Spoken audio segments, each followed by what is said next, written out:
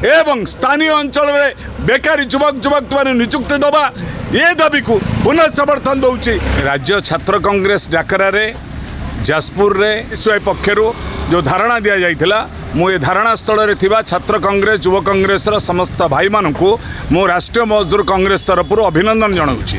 आपण जानिचंती पीसीसी सभापति मान्यवर श्रीयुक्त भक्तचरण दास को डाकरा आज छात्र कांग्रेस बा एनएसयूआई तरफ आज जो डाकरा दि जाइए जे सरकारी बस एवं बेसरकारी बस रे शतकड़ा 50% बेसरकारी सरकार रे मुक्त भाव में परिवहन सुविधा दि जाऊ।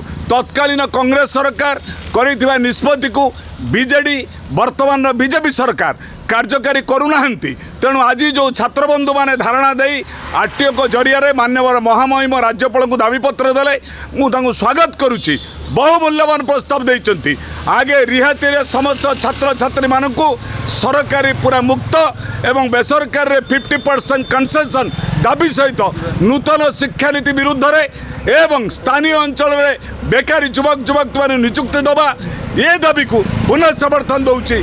छात्र कांग्रेस आज जो आंदोलन देती सारा भारत वर्ष में ओडिशा रे एनएसयूआई समस्त क्षेत्र में सरकार विफलता को पदार पकई जो संग्राम करिछि आगामी दिन में जाजपुर जिले में एनएसयूआई समस्त नेतृत्व आगामी दिन में लड़ाई दुर्बार करेंगे ये आशा विश्वास मोर अच्छी। सरकार को आज गोटे वर्ष पालन आज राज्य सरकार कहते एक वर्ष पूर्ति पालन करुँ एक वर्षर मृत्यु पालन कर जानी आज ठारू पूर्ति पालन करुँच। 20 तारिख में भारत वर्षर प्रधानमंत्री नरेंद्र मोदी आसबे ये 9 दिन धरी करेंगे नवम क्रिया करेंगे।